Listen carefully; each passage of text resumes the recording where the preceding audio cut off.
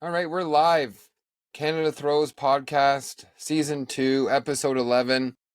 Rammer, how was your weekend? Was good. I have no idea what I did, but I'm sure it was good. You played cornhole last night in Yeah. Delhi. I actually looked at the scores. That was not good. No. I don't know what I did this week. I played baseball Friday night. Oh, that's smart. Yeah. Yeah, with that dodgy thumb, you should take any chances. Test it Fuck out. me. Just test it out. And how was it? I was better Oh, at throwing a not good. better at throwing a baseball than a cornhole bag, I can tell you that. Really? Yeah.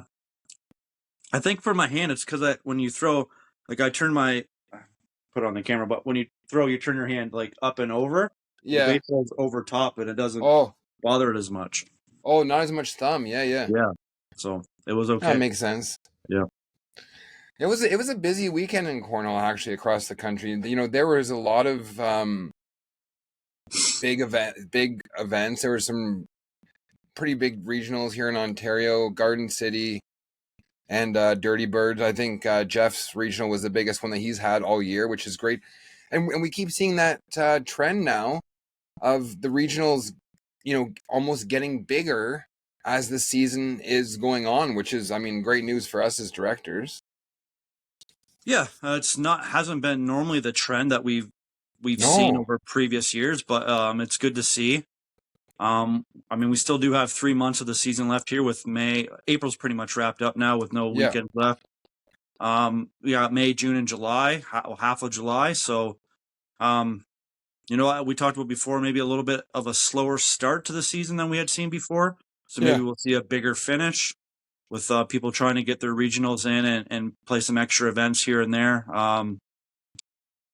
Yeah, I don't know. It is good to see. Hopefully it's a trend that keeps going here. Yeah, no, I love seeing it. It's you know, it's good for all of us. It gives us a chance to run some meaningful events late in the season with some decent turnouts, and gives the players a chance for some pretty good competition heading into the final couple months, right? We got an open left. We have provincial championship here in Ontario left, plus nationals in July. So, you know, we're winding down the season, but there's definitely some big events left.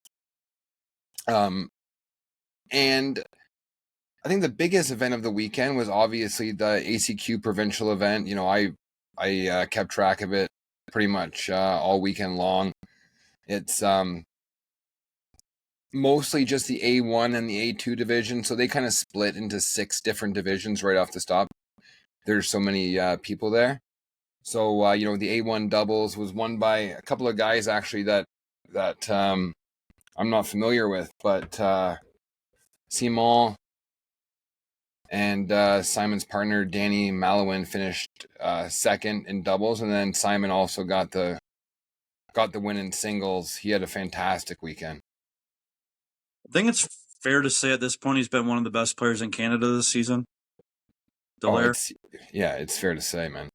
I mean, I think that if he didn't have to go, he's had great finishes in the pro field, and he's had to start from the bottom every time. Yeah, because he's a qualifier. So how the seeding works in the pro division is all the pro players get prioritized 1 through however many there are, and then if you're a qualifier, you come in as a bottom seed. So he won Niagara Falls, right? Singles? Yeah. Beat Leon in the finals, I think. Yeah. No, he beat Shire. And then they had him and Michelle had a great run in Drummondville, and I'm sure he's finished had third. A few other really good events there. So if you're a qualifier and you're doing very well and getting those high finishes in these pro events, like you are going through it. There's nothing easy about the route that you have. So yeah, I mean he might even be the player of the year, not just one of the best players. He might be the player of the year. Right now, I would have him as my number 1 player in Canada right now. Yeah. He has won so many big events, and he keeps winning. You know, we've talked about him plenty of times on this show. In the fall, he was on a heater. In the winter, he was on a heater. He cooled down a little bit there in March, start of April, and now he's heating back up again just in time for St. John's. I expect I expect him to be right in the mix again there. Yeah. So again, he'll have to go through that qualifying field, right? Yeah. So that in itself is not an easy task. No. To get qualified. We've seen plenty of players try to qualify, over the course of the 2 seasons of this pro tour that just haven't been able to get it done. Quality players too. So he's going to have to show up, qualify again, play all those extra games, and then show up and still play in the pro field, your open doubles, your open singles, all that. So not only is it hard to get through the bracket itself and qualify, it's all those extra games. It's extra time in a building. It's all that stuff where, he's throwing bags from 9 a.m. till 9 p.m. every event at these opens. So good on him. Yeah. And here's a little interesting fact. So as the ACL Canada Teams Commissioner, I'm privy to some information. But so anyhow, we have about 7 pros not going to St. John's. You and I talked. Lots of guys have already had their 3. They only need 3 opens to count towards their pro standings. Yeah. So maybe they'd already gone to St. John's before. They're going to skip this one. It can be a little bit pricier. But Montreal is going to be missing 3 players as of right now. Yeah. Which means they get to pick a player off the waiver wire, which is one of the 6 qualifiers. What a time to be alive. Simon manages to qualify again, which I have no doubt he will. They just go ahead and snap him up and throw him in the team's lineup. So there's a few extra games for him too. Yeah. It'll be interesting to see who comes out of that qualifier. Maybe we'll even see a Geoff Waterman appearance. Oh my God, I hope so. Maybe I won't start by losing my first game like I have every single time. Yeah. I haven't won a game in about 3 months, so figure out what happens here. Oh, man. Yeah, so the ACQ event was giant, right? 244 teams or whatever. Carl and Guillaume managed a 3rd in the A1 doubles, they call it. Steve and Alin, actually. Uncle Steve and Alin, they went down there. I think they finished tied for 7th in the A1. And then Sam was playing with Champy. I forget where they finished, actually. Might have been 4th. And then Will was playing with his buddy there. But the singles is what I want to talk about because there were some really high PPR games. Like Carl and Simon played a couple times. Sam and Carl. Sam actually finished 3rd. No, sorry, Sam finished 2nd. So Carl Menard, Simon Dallaire were in the king seat match. Simon knocked him down pretty definitively. Sam came, took down Carl, and then Simon beat. I think Simon went undefeated. So yeah, well, I mean the French guys have played well. I think that Carl and Tremblay would have probably liked to have a little bit of a better season after the season they had last year, but Will, Sam, and Dallaire have played really well. Chappie's had his moments too. Oh, Chappie played. Yeah, no, he played really good this weekend. But I think those 3, Bibo, T2, and Dallaire have stood out the most. I don't know. Are they the top 3? With I hate Brandon going against Dion because I think Dion is.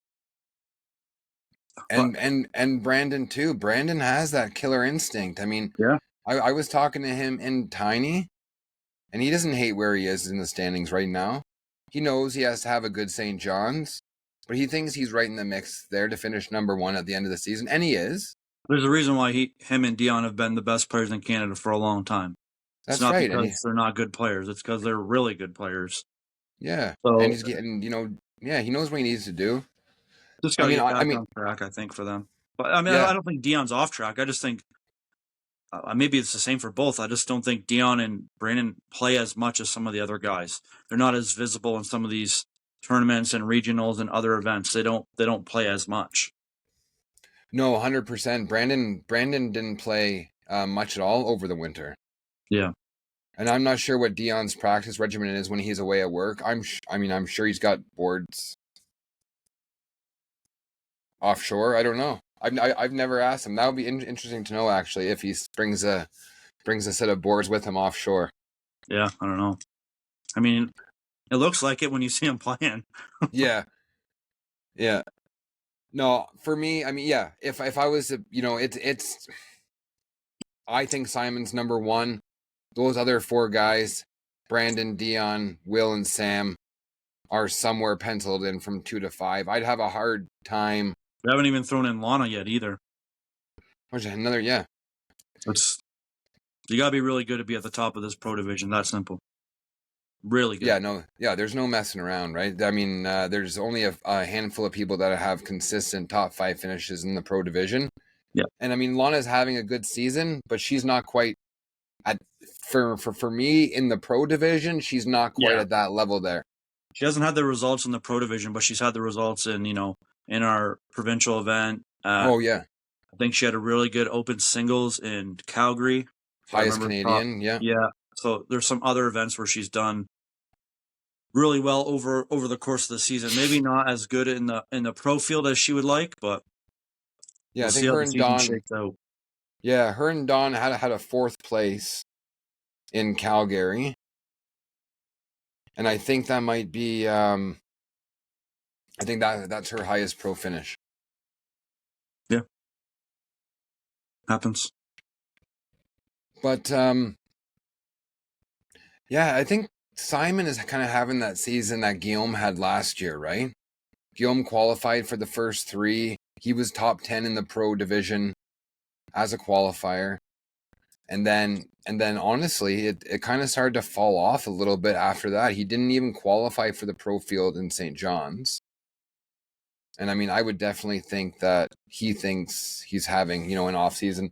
I was talking to him before this weekend, and he was really hoping that he was going to bring his A game. But even in the brackets, they didn't put him into the A1 singles. He was in A2. So the rest of him and Alin were both in A2, and the rest of the ACL Canada pros that were there were all in A1. And I mean, don't get me. I mean, the PPRs in that division were still close to 9. It's just like a little bit lower, right? Yeah. Maybe he just needs to get going, get some confidence going. It's a long season. You're not going to be at the top of your game the whole time, but I think Tremblay has definitely proven before that he can play and win some games. So yeah. So we got a bit of a special show tonight, right? We got Matt Pleil, ACL Canada National Director. He's going to join us here in a couple minutes, and we're just going to kind of, pick his brain, see where he thinks we're headed, if he's happy with how things are going so far.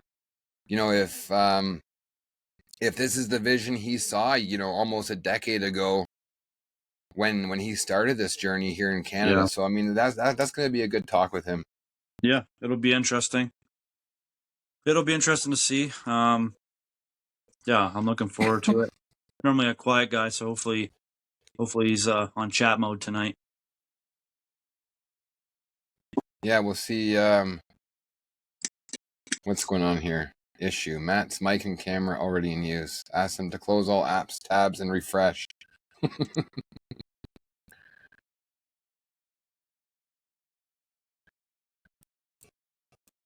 See what it says there. I'm sure he'll figure it out. He's a pretty good techie guy.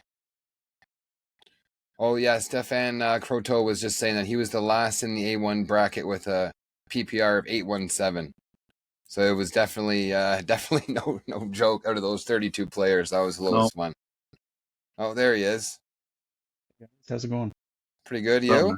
Pretty good. Did you just put those jerseys up now to try to compete with me? Yes, I did. Okay. I was planning on doing this at the shop, but I decided to just stay home. Yeah.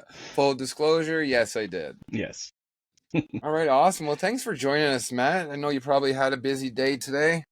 It's always wild at the shop. You never know what the day's going to bring. Yeah, you guys getting that weather? Rammer said a tornado went through the London area. We got like 10 minutes of hard rain, and that was it. moved Oh, on past sweet. us now. Yeah, we thought for a couple minutes it was just going to be you and I because Rammer's power went out for a little bit. That's what I was worried about. Yeah. So I think we should just start right at the beginning, Matt. When did you first run a cornhole event in Canada? My first tournament was November of 2016. I ran a Movember fundraiser. Had no idea how many people were going to show up. Just put a whole bunch of postings and ads out on Facebook. Yeah. When it came time to it, I had 14 teams. I rented a facility that held and had 16 sets of boards. So there was a set of boards for every team there, and then some. We didn't even use them all over the course of the day. And it was just doubles. We did 4-game round robin and then a double elimination bracket, all done on paper. Is there anyone that was there that night that plays cornhole? So Doug was there. Yeah. Jamie was my partner. Okay. So did you already know Jamie? Yeah, so when I first got into cornhole, like my parents had bought a cottage and I was looking to build a set of boards, and then I found like the ACL's Cobb's Championship of Bags on ESPN, the very first one.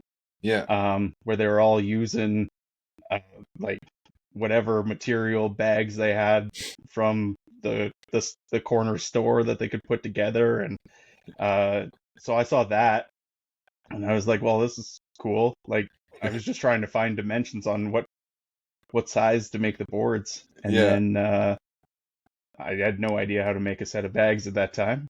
So Jamie had a posting on Facebook, so I contacted him, and then we talked about it a little bit, and then I came up with the idea to like, why don't we have a league here or anything?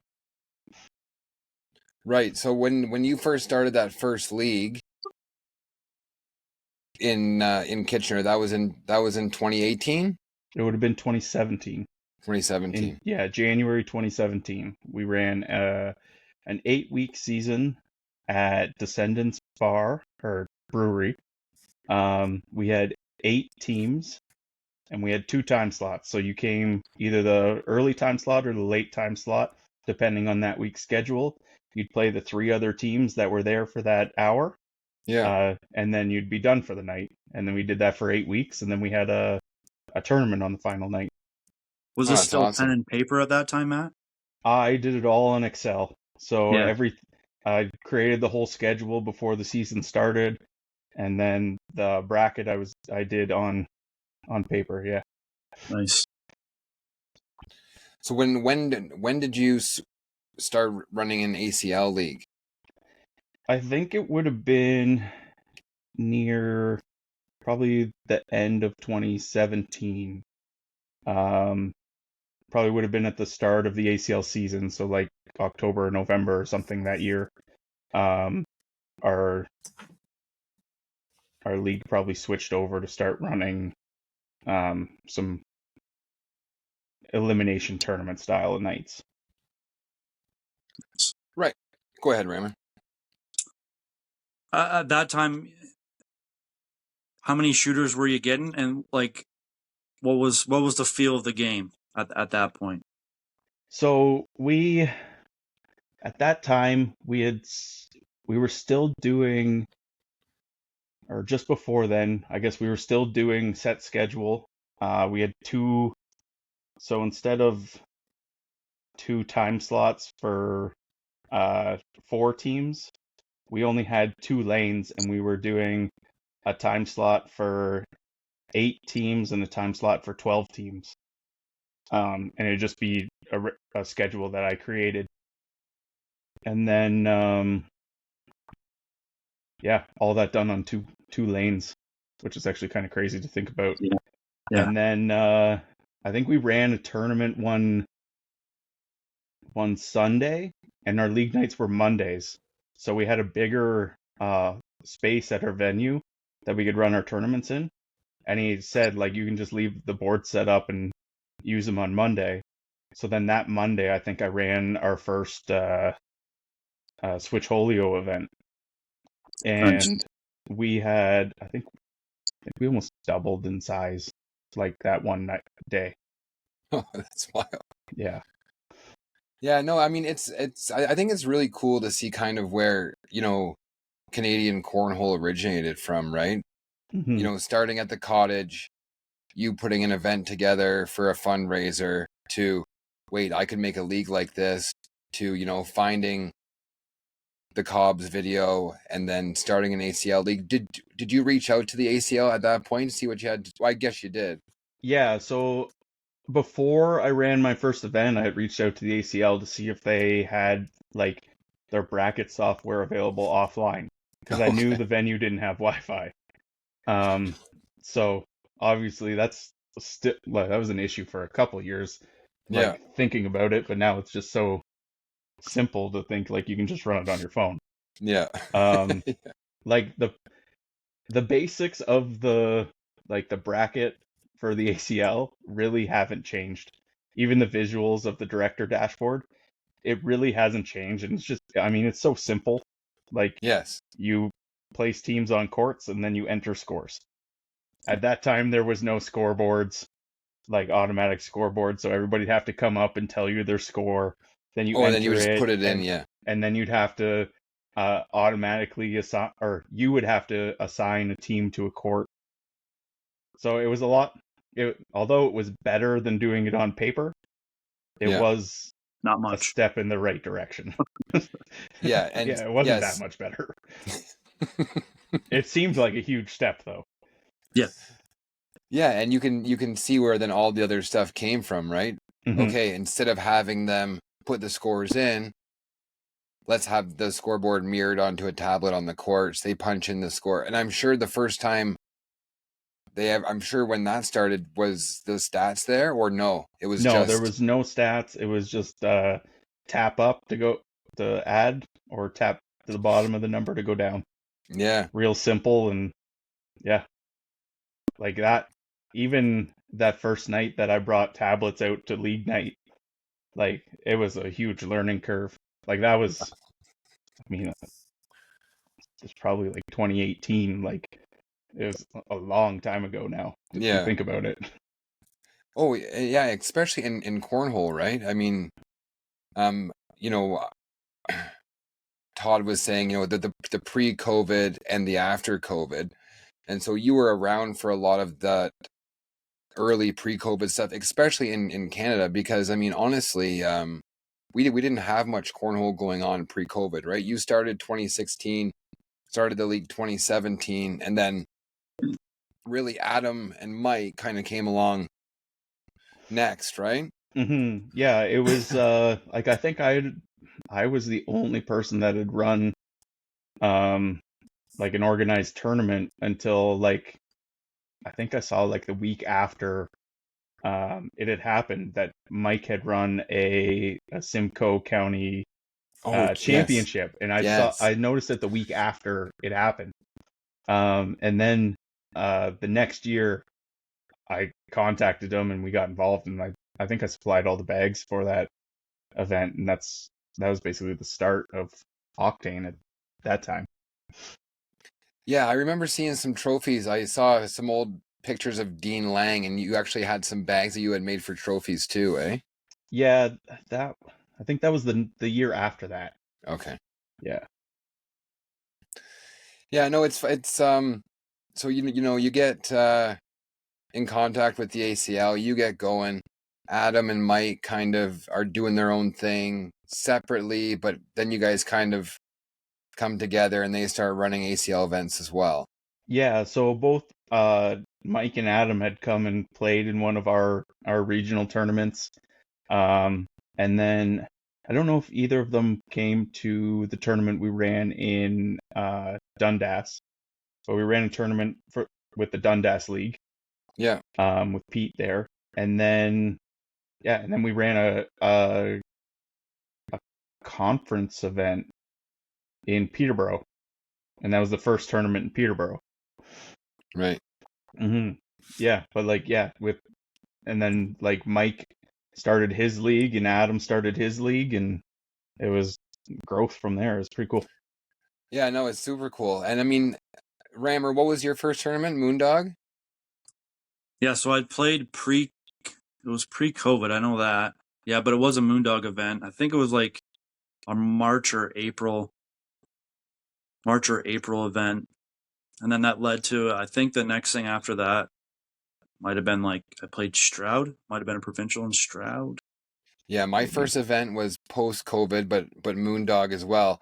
It's funny that probably from Adam, you, and Moondog, most of the players that started playing at least maybe around, before 2022, probably all played one of those people's events as their first event. Yeah. Right? It's kind of like the bottom of an upside down pyramid with you guys there, and then we all just kind of, because really, I mean, those were the only, ACL Canada events at those times, right? Yeah, I think other than us, there was like the three of us, there was really, even for leagues, like there was one in London, but I think like half the weeks they ended up just playing basketball instead of cornhole.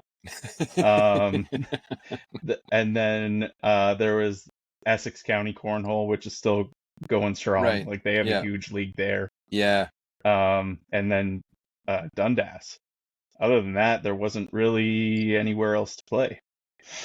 Matt, at that time, when there's just kind of the three of you guys going and then some spot leagues elsewhere, what were you thinking that cornhole was going to get to? Did you think like that was kind of going to be it, maybe a little bigger, or did you think that something was going to develop more into maybe closer to what it is today? I really had no idea. Just thinking back, like I knew the ACL was a lot, like in the US was a lot bigger than us. I didn't know if we would get to that point. I don't know if I thought it wasn't as big as it was in the northern states. I thought it was just like something that was played in the southern states just because you could play all year round or whatever. Yeah.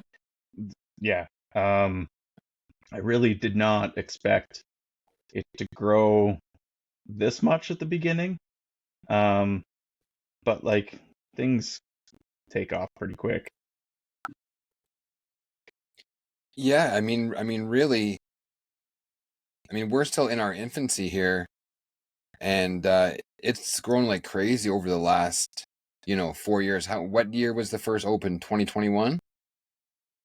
22. 22, I think. Yeah, I think they it were was called this weekend. nationals before that. Oh, Sorry, Matt? for Canada, it would have Yeah. been 2022, I think. would have been April. 2022. Yep. Right around this time. I actually think the first one in Niagara was right around this time. Yeah. Yeah. Yeah, it was. It was the opening. It was this weekend. Yeah, it was the opening camp weekend, because I remember I didn't go because, and I only been playing cornhole for a little while, but I remember seeing it and just thinking, but there was no way Alicia was gonna let me go without opening camp first. So that was good, Rammer. That Matt's vision, which was kind of like an unknown vision at that time. I'm sure things are much clearer now, and you can see, a path forward, and you have some ideas of how we can move forward. But back then, we were trying to start this in Canada. You started it, and then we had some great help from some fantastic Americans, pioneers really of the game of cornhole. Yeah, like Todd has been a huge help in like helping this grow. Like Stacy's support in and their effort and investment in helping us grow. Like there was a truckload of stuff, like a transport truck load of stuff, completely jam-packed to come up for that first open. Right. Like it took me and Sean 2 days to go through it all. Like it was a lot. And so yeah, just like that initial investment for them, like to do that so we can have a high class tournament, and then for them to bring the broadcast team and have the ESPN broadcast at the first tournament, Yeah. is I mean, it's crazy. I No, think it was Stacy was at the first one, right? Too? Did he Yeah, not? I think he was there maybe on the Saturday. yeah, Stacy and Trey and I forget who else was there, but yeah, Todd Stacy was and there all Trey weekend, I and think, Todd right? was there all weekend. Yep. yeah. What a huge investment, and really, I mean, just taking a leap of faith. Really, there had been no big events, and they decided to do this, and then put their money where their mouths were, and really started to try to promote, Canadian cornhole with ACL Canada. Brought all that stuff up. You ran that first event. It went great, and I mean, really, do you think ACL Canada skyrocketed after that first open? Yeah, absolutely. Like to think like before that open, like our biggest event was probably less than 100 people, Right. right? Like Prior to that event, what would have been the biggest event? Like it I would remember have there been was a a conference conference. in It would Niagara. have been a conference event, probably Niagara, Yeah, which might have been like 130 players. yeah. Like it, yeah. So like that was a huge, like a huge risk actually, just sending all that Oh, it equipment up was. here and putting that production on. Yeah, and a huge financial risk, right? Like Hmm. they really put their money where their mouths were, and said, let's try to help grow this game in Canada. Let's support these Canadians while they continue to grow it. And I'm going to spend a bunch of money, and we'll see if it happens. Yeah. Now, what was your expectations going into that first open? Were you surprised about the amount of people that showed up? Did you come to a conclusion before the event that maybe there was something there, knowing that like we just mentioned that Stacy, Todd, and Trey had invested so much into the event? I I was surprised we had that many people who would give cornhole a shot. Like a lot of those people I had never known before, and like we didn't have a ton of leagues at that time. Like there was for a joke around at that time. No, I think when I first met you through Cornwall, I was bought bags from in the basement of a church. Yeah, at St. Right? There Thomas. was no, yeah, there was no Yeah, Fort Hill Cornwall yet. No. yeah. So yeah, I don't like I can't. There was what maybe like 5 or 6 leagues in Canada, right? Yeah. So like that's not going to be a ton of people. Like you're talking maybe 200 people total play cornhole at that time. Yeah. Yeah. But we had a good turnout from the American players too in that first one. Yeah, yeah, which was really good. Like they've been supporting that event every year. So it's awesome of them to come over and challenge us. It was the first time where I think for me, I started playing, you start looking online and you seeing clips and you're seeing Eric Davis make this shot and Hisner make this shot and Matt Guy and all that. And then different than any other sport where you could line up on the boards beside them in a game. Hmm. I mean, it's not like you get to go out and pitch to Juan Soto in the middle of a Major League Baseball game, right? So Yeah. Yeah, Niagara Falls was the first time for a lot of the Canadian players where they got to see the people that they were watching on YouTube and the people they were seeing on the tournaments and the people they were seeing ACL promote or use to promote the game of cornhole. So that first one is definitely, I think, a special one for a lot of the Canadian players. yeah. Like even just like the nerves of things. Like I remember playing that, and I was partners with Steve Pohl, and we were on the live stream court, and Trey was there, and we were playing against Bobby Speary, good friend. Like I have no issues playing against Bobby. I put probably 12 bags on the floor to start that game. Game was over real quick. Yeah, so like I don't know, it's just a completely different level of event than what anybody had been used to.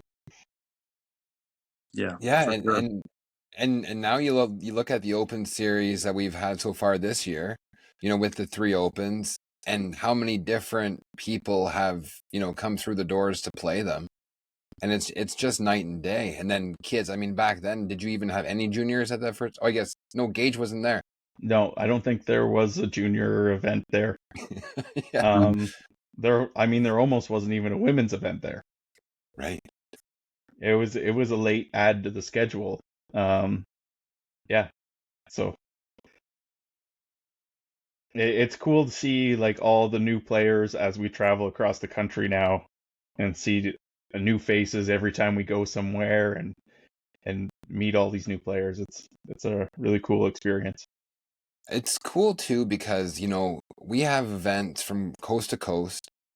We offer something to the players, right? So the players can come. They play these events. They can work their way through the ranks. There's 5 different divisions, 5 different skill divisions. As you get better, you move up the ranks. And, they're earning points to maybe one day become a pro and play against the best players in Canada on a regular basis in an organized pro tour. Be on a pro team, have that that sense of team as well in a sport that's generally, partners or singles. And I think that's a really fun thing that we have to offer, because as an adult, especially when you get later on in life, right? We all played youth sports, and it's like as we move on to, there's no outlet for this kind of competitiveness as an adult. You can't kind of pick something up and do it at this level and then work towards it, right? There's so many guys now whose goal is to one day be an ACL Canada pro and play in the pro tour and travel across the country playing. I mean, there really is. Guys are striving to accomplish that. Yeah, and like also like, I mean, you play youth sports, and at some point you just become injury prone because you're too old. Now I say Yeah. this with a grain of salt because 2 of us on here are nursing injuries right now. Yeah, I'm good. But like, it's a sport that like you don't have to be afraid of getting injured, or like you go play on the weekend and like you're still going to work on Monday because like Yeah. you don't have a broken leg or a broken wrist or something, right? Mm-hmm.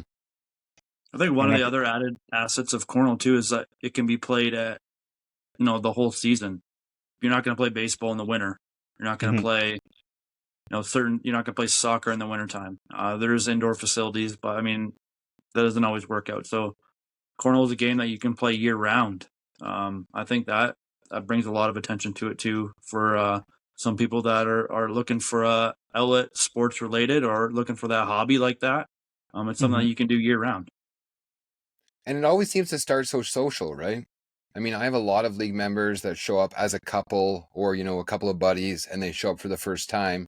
And then years later, they're traveling to big tournaments and can continue to get better. But it all started as a bit of a social aspect. And then they got to see all the intricacies that come along with the game, how technical it can be, how many different kinds of shots there actually are. It was, the first time I ever played, I was just worried about trying to keep the bag on the board. Yeah. I mean, that's a pet peeve of mine right now. Keeping the bag. New A slower bag. New players that want to throw the roll shot. Oh, new players rolling. Yeah. Is that you, Ram? Are you developing a roll shot with that wonky thumb? I mean, I throw roll bags, but it ain't on purpose. Let's be real. Because I can't throw the bag flat. Because your thumb catches on the bag. It's on purpose if you accept it. That's what I look like. I mean, I'll take it. I mean, 3 points is 3 points, but whatever. Yeah. I just think of how much we've grown just since I started playing even. I mean, I played, I played that first Moondog tournament, and then I started my league that following season, and how big my league has grown. But then just all the other leagues, right? I mean, even if we just talk Northern Ontario, we started in Blind River and the Sioux and Timmins, and Megan St. Thomas tried to start something at her college in New Liskeard, but not a lot of people came out, and that's fine. She's also trying to graduate school, so I don't think, she had a lot of extra time to put into that. But that's massive growth just in the north, and then in southern Ontario, it's been the same growth from east to west. Yeah, even like the amount of like people that come into our store and like they say they play in this town or that town, and I never even knew they had a cornhole league there. It's crazy. Like it's like every little town that has a legion or a community center now has a cornhole league. Yeah, I see it a lot down here. There's a lot of smaller cities because we're on the lake, right? So, there'll be Rodney and West Lorne and like all these smaller cities, even at, they're playing once a week and they got something going on at a Legion or at a hall or some sort of thing. So yeah, definitely seeing a lot more leagues pop up, and that means a lot more people are playing the game as well. Mm-hmm.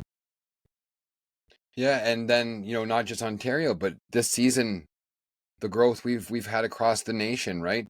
BC has their first ACL Canada League and had their first regional this weekend.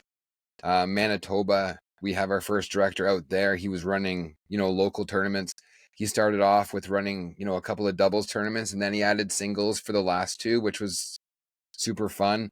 Obviously, Alberta and Quebec and Newfoundland have been exploding over the last couple of. Well, Newfoundland was kind of before that, but Quebec and Alberta are definitely exploding.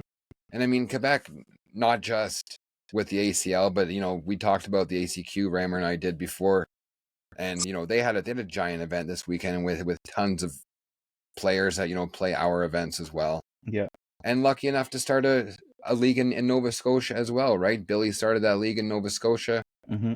They're playing once a week.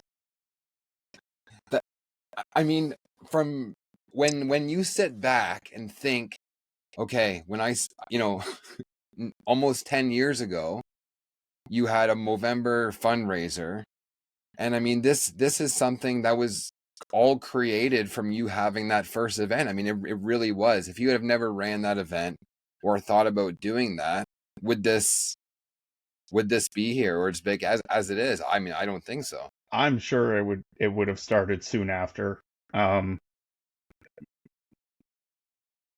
Yeah, I can't see that this game wouldn't have gotten to at some maybe a little bit slower, or maybe we'd be a little bit further behind right now. Yeah. But it definitely would have got to a competitive level for sure. Too many people like it now for it to not have happened. Yeah. I think with all of us leading the charge here, kind of, me and Rammer as directors, you as the national director, the Canadian staff that we have, Doug on the broadcast team, the provincial directors across the country. I mean, I think we're in really good hands to continue growing this game, along with, the help that we get from the US, from Todd and from Trey and from Alicia and from Jenna, people who are super skilled and have been around this game for so long, really the pioneers, and they can help kind of guide us. Alicia has a career in sports from Major League Baseball and can help guide us and this sport, into the future. Yeah, they're always receptive to our opinions on things, and now like sometimes little things might get missed here and there for like the Canadian market, but for the most part, like they're fixed fairly quickly. Like we deal with the issues as they come. I mean, it's growing so fast, and like everything about it is progressing so fast. It's hard to get everything perfect the first time. Yeah, and especially when, like you said, they might miss something for our market, but once we kind of make it known to them, they're super receptive to getting it squared away as fast as they can. Mm-hmm. Matt, so do you think at this point, with you kind of leading the charge, getting us to where we're at, is this where you kind of thought we would be at this point? Are we ahead of the game? Do you think we're a little bit behind? What are you thinking in that aspect? Well, considering how much of a whirlwind last year was, I'd say we're probably a year ahead. Last year, like just throwing together, I think it must have been September when I got asked to create a schedule for the whole season and what do we run? Four. 4 open level events? No, Like, 5. Yeah, yeah, 5. 5 with Ottawa. Yeah. Like, to throw all that together from September, and like the first event was in what, January? Yeah. No, February. Niagara was in February last year, and we Yeah. got 5 events in before. Oh yeah. No, Niagara was the end of January. Then 3 weeks later was Drummondville. Yeah. A So month like after that, Calgary. No, you pumped them out. that all of last year was just a whirlwind from the time I got told to create a pro division, and to create the opens, and then I mean we got it all done and it went pretty smooth. I Yeah, think our first first pro season went really well. I think so. Yeah, I mean it's only gonna grow and get better from here. So Well, I think the second pro season, I mean, is getting even better. You see the skill level that we have on the boards now, mhm. and there's 10 guys that could win the event at any given time, and a handful of qualifiers that are going to compete. Yeah, I mean just Simon alone allows you to think like, I mean we don't have all the best players still. No, we don't. And I mean, and looking at the stats of some of the guys in a couple of the guys in Saskatchewan and a couple of the guys in the ACQ that we haven't seen a lot of, Mhm. if those guys decide to start playing our events, it would add a huge another level to the division. I don't think we're missing many, but we're definitely missing some. Yeah. I think another great thing that ACL Canada along with WCO brings to the table too is honestly the path to the Olympics, right? We've had national teams for the last 4 years that have traveled to Europe to play cornhole against 20 plus other nations. We had a good result last year, silver to the US, the year Mhm. before bronze. So this year's team is 3 men, 3 women going to Croatia. And I think every year that we do this, there's more countries added, and I think it starts to be taken a little bit more seriously by the IOC. Yeah. I mean every year, as long as you're progressing to the end goal, is good. Like the fact that there's more than 5 teams competing is huge, right? The teams are gonna get bigger and better every year. Like more people are gonna want to be on those teams. And like, yeah, like I think the coolest idea is Olympics. Like how many people get to play in the Olympics, Yeah, right? I mean, to be a cornhole player in the Olympics would be unreal. it would be unreal. Yeah. No, and then even I think this year's team having that kind of the split team, men and women. That's something that we decided to do with CCF. And I mean, that's looking at the big picture as well, because the IOC doesn't take anything seriously that is only if the sport only involves one gender, they're not taking it too seriously, right? They want to have inclusivity in the sports that they offer at that level.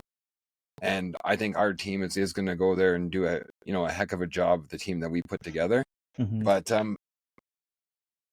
the path to becoming a pro, the path to becoming a member of a team, the opportunities that are granted to these players to travel across the country on a regular basis, see great new places, make all these memories in places they may have never been before. Some of these people maybe they didn't travel a whole lot before, Or would have thought of traveling there. yeah. Trust me. Well, except yeah. I never got on a you're plane until I flew to St. John's for cornhole. When Right, I you're- wrestled, I drove everywhere. Yeah, everywhere. So blood dripping down your face. yeah, I drove everywhere for wrestling. I never flew until we flew to St. John's for cornhole. Yeah, I find that so cool. And then even like my friends outside of cornhole, they made fun of it a little bit at the start, because like, oh, you're going to such and such a place for cornhole or whatever. I'm like, yeah, it's awesome. My wife still says that. Still says it. It's your full-time job, so Yeah. Full-time jobs. Jobs, yeah. Yeah. Yeah, no, honestly, Matt, I love the path out that we're on here in Canada. I think we have a great group of directors, from coast to coast, and all of them have, the best interests of Canadian cornhole at heart. Keep pushing they're pushing the game, they're trying to come up with events, trying to get the players out, and we always get more and more, and it's like that, right? You start off with like a handful, and then you have 20, and then the more people play it, the more people it attracts because we become more visible. Yeah. And even like if you're thinking about starting a league, just do it. Like there's no downside to hanging out with awesome people. Yeah.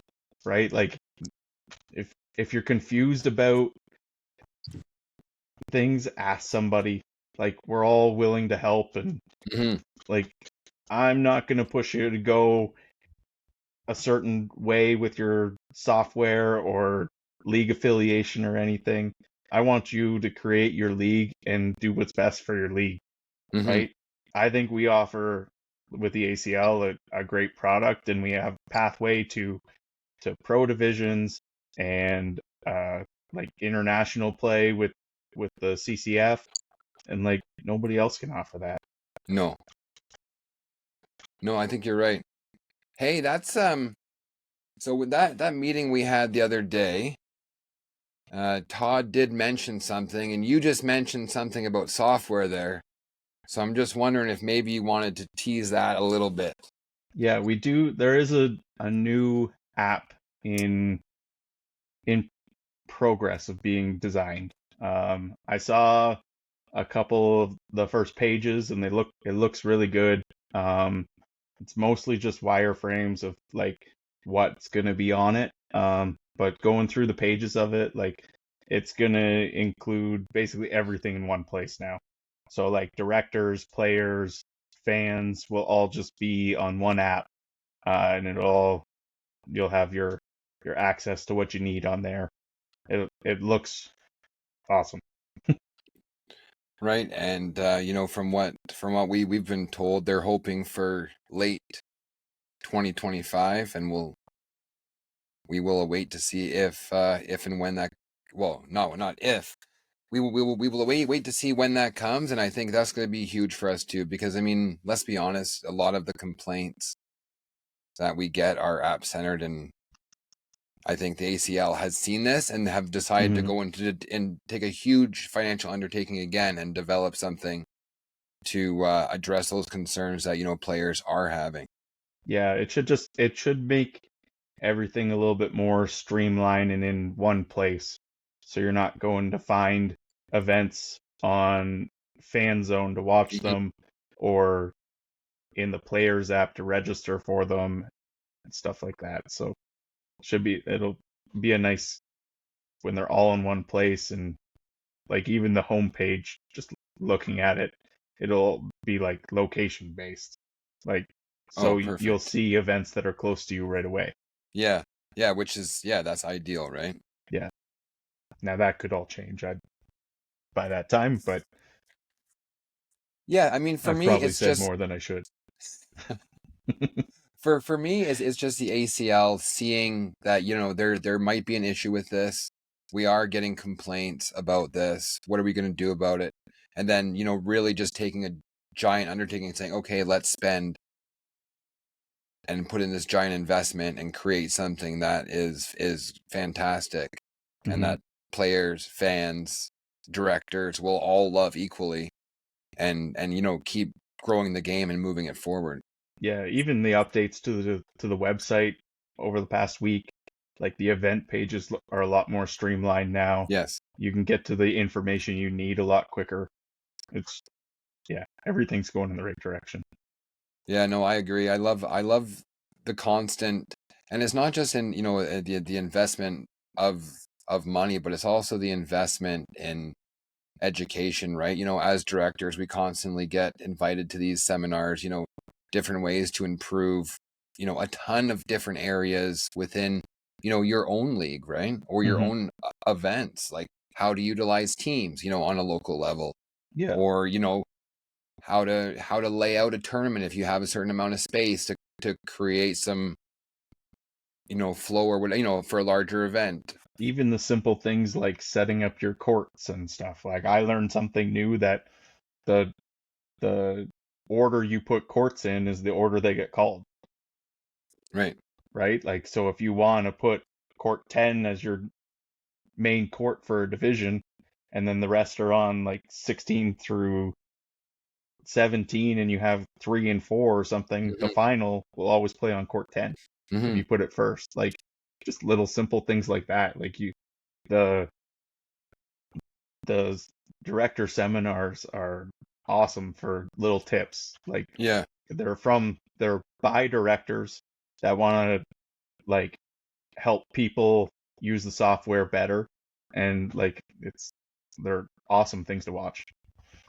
Yeah, and I mean, not just about the software too, right? I mean, there's also, Athena, she puts a lot of effort and time into creating some of these, and even dealing with new players, welcoming new players, like how to be, customer service oriented as well.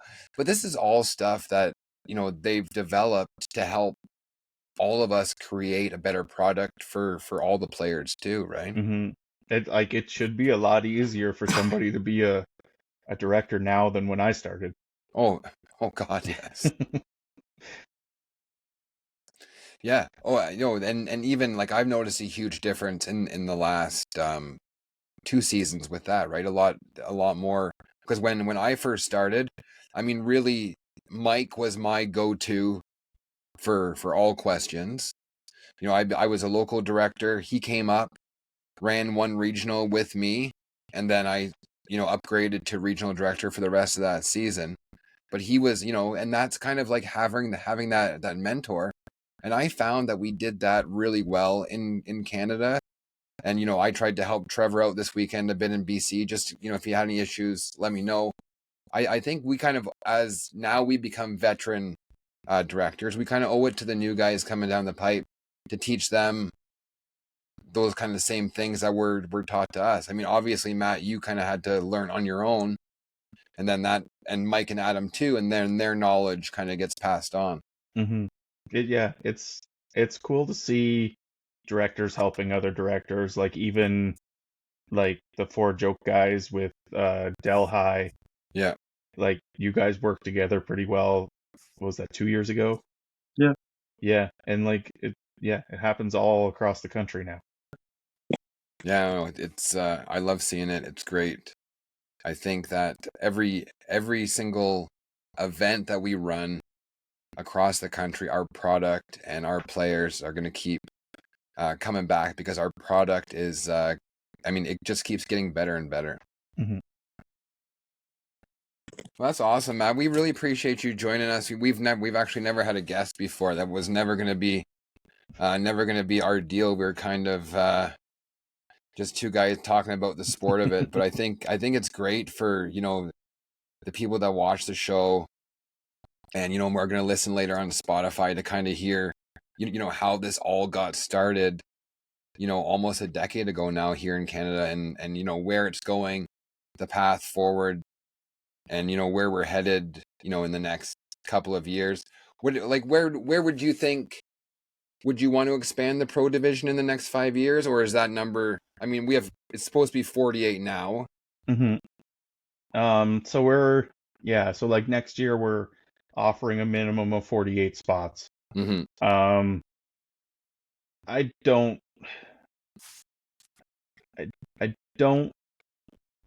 like, I'd like to see 64. Like, I like the round numbers for brackets. Yeah. But I think it's cool that, like, right now your top seeds get a bye in the first round. It is cool. Right? They get rewarded for playing good. Yeah, your points at your first event especially matter. Yeah. Right? Like, you can easily just play in the second round every week. Right? If your first open's good. I think also if you went to if you capped it at 64 and you took 64 off the jump, you're losing out on that pro qualifying event at each Open too, which I think attracts a lot of people and is a fun event to watch too. Yeah, I mean, it also helps find new talent as well. Yeah. Like, if you don't have that division or that event, like, who's next? Yes.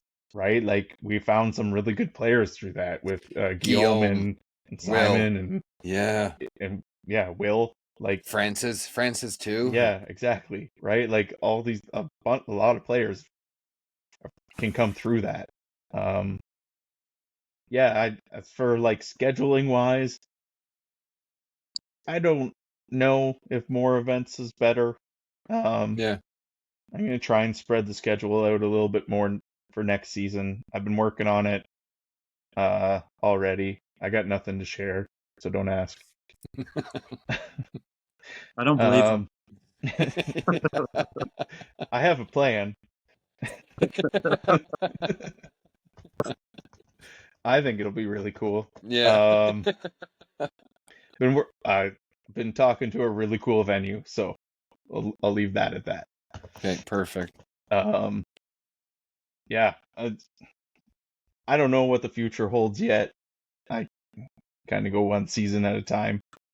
Yeah, and I think, I mean, we're on the right track. Definitely. I mean, it's growing like crazy. I like the pro division, the size that it is right now. I think it makes it super elite. Sometimes when you have that expansion, it starts to get watered down a little bit. I mean, you look at other major sports, right? Where they've had, giant expansion. Now you have 900 pro athletes when you used to have, when I was a kid, there was 21 NHL teams. And I'm not saying it's still not great hockey, but I just think it's going to be the same thing. If we'd had, how old are you? What's that? How old are you? 45. When I was a kid. It's 30 years ago, bud. Am I 45? Yeah. I know I look super young.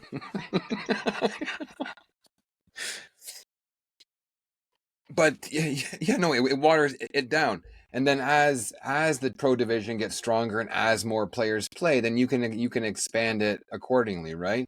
And Yeah. then maybe we'll get some expansion in the teams event as well. Who knows? I think as we grow more leagues across the country, like expansion is going to be inevitable. Like we just won't have enough spots for how many players will earn spots.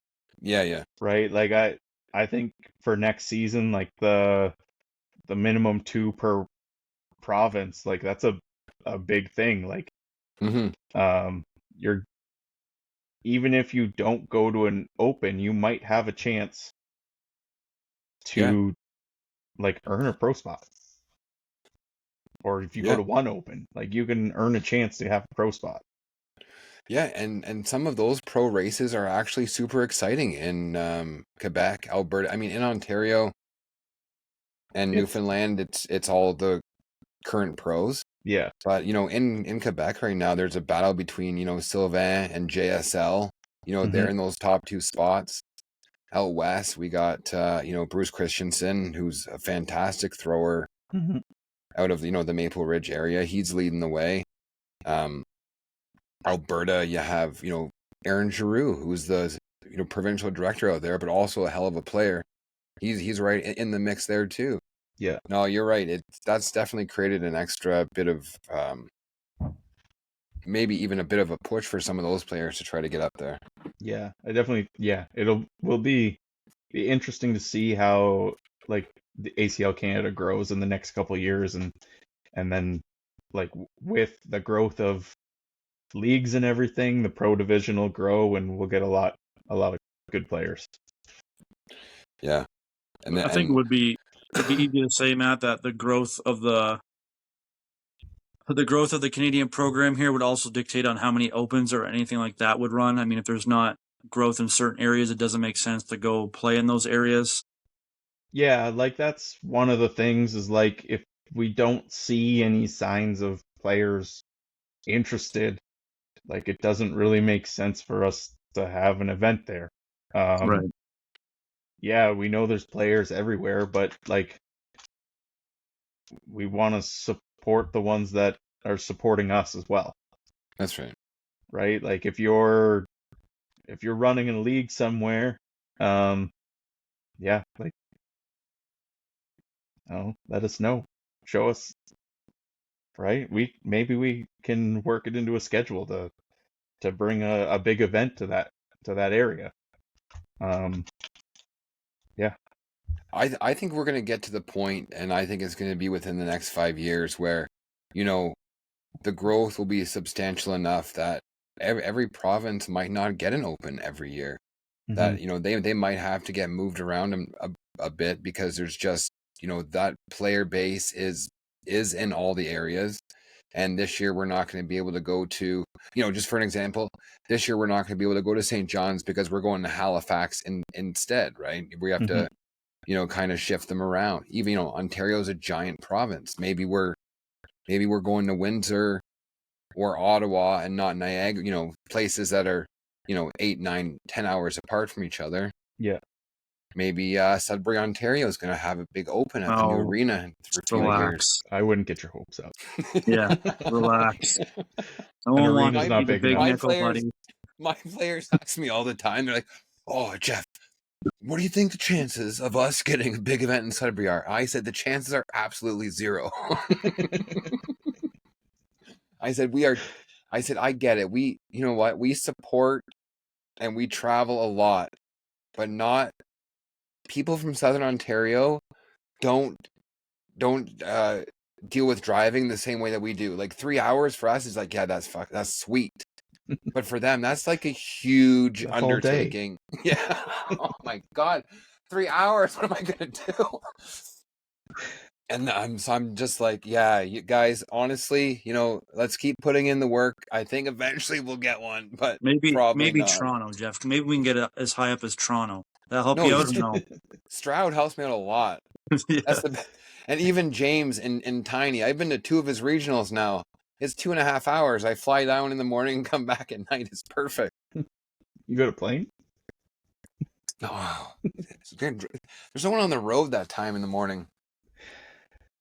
Hey, if you can find a venue in a location that works for everybody, you let me know. Well, I found venues that work for me. Yeah, everybody.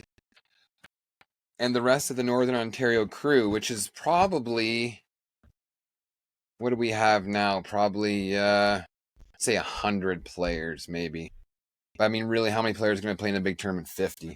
Yeah, we got some work to do still. But you know what? We're going to get there one day. Maybe we'll have a Sudbury provincial event one day. Maybe not. I mean, it could happen. We could do one up there. See how it goes. Yeah, sweet. See that? Okay, so if any of my league members are listening, let's keep pushing on, keep bringing in more members. Not in the wintertime. Drive those numbers. No, this might be a provincial, like the what is it? The Clash of the Champions? No, the final one in September. Yeah, because even right now, when I came down here, it was 19 degrees this afternoon. I was outside before I came down here, and it was snowing. I looked at the radar, and it said Timmins was snowing when I was looking. Yeah, Timmins was snowing like crazy, but that's 3 hours north of me. Close enough. Remember, we just talked about it. 3-hour drives all day. We got a good cornhole league up in Timmins, Gold City Cornhole. 2-day drive to get there. 2-day drive. Also the home of Shania Twain, so don't forget that. Who cares? Okay, guys, let's cut it there. We're getting off track.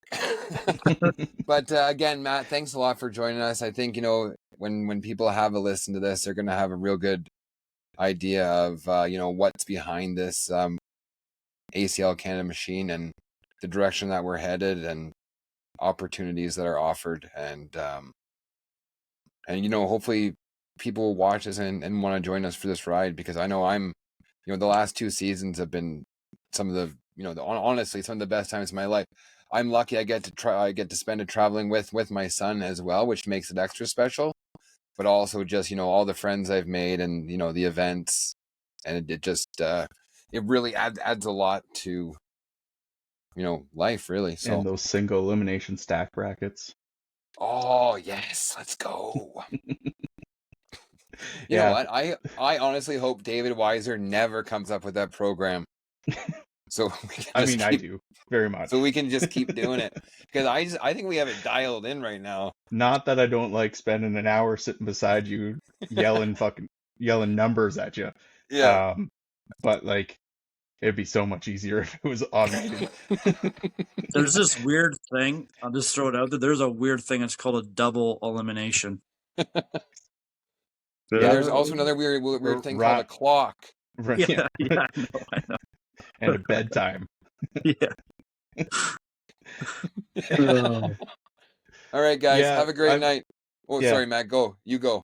Yeah, thanks for having me on. Okay. It's been good. All right, awesome. See ya. See you guys.